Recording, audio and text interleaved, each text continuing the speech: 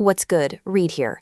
Look, I don't normally cover this kind of thing, but the on-chain footprint on this one is so loud I genuinely can't ignore it.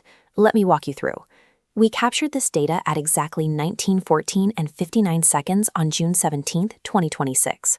Logging the exact second here matters because the numbers are moving too fast to rely on a broad daily average.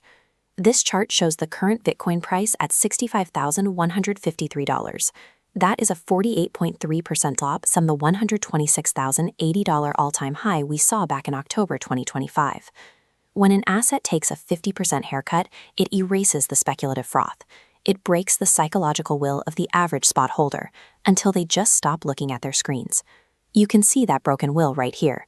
The Fear and Greed Index is sitting at 22 today, which is extreme fear territory.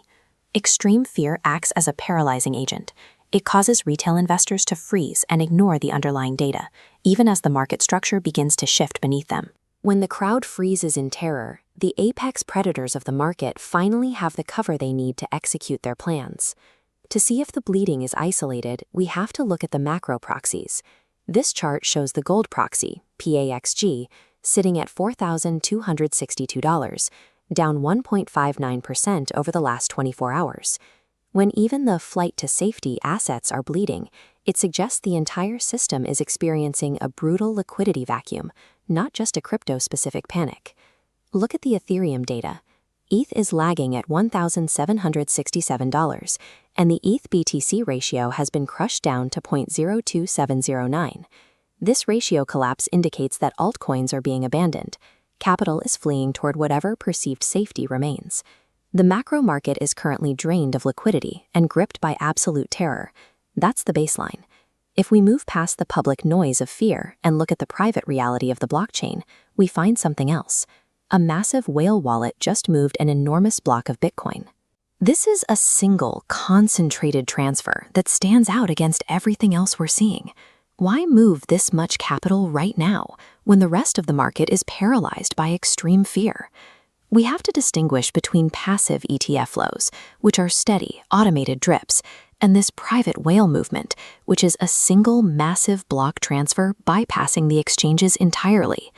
This is a calculated structural repositioning. It's an active move designed to play off the very fear we just analyzed. Look, when a portfolio gets chopped in half, the normal human urge is to panic sell and hide under a desk. Retail psychology operates on survival instinct, but apex market entities operate on cold, calculated mechanics. Whales use extreme fear as a utility. It provides the liquidity and the silence they need to maneuver massive amounts of capital without moving the price against themselves.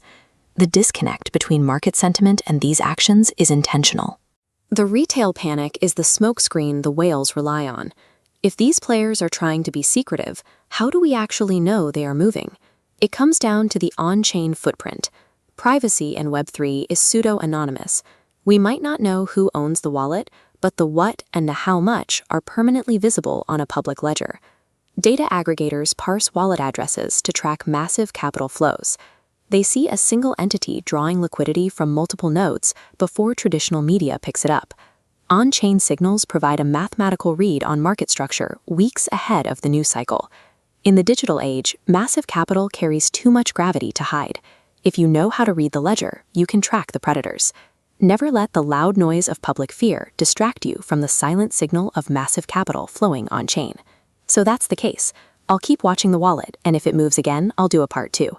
Hit subscribe and turn on the bell so you don't miss it. See you next time.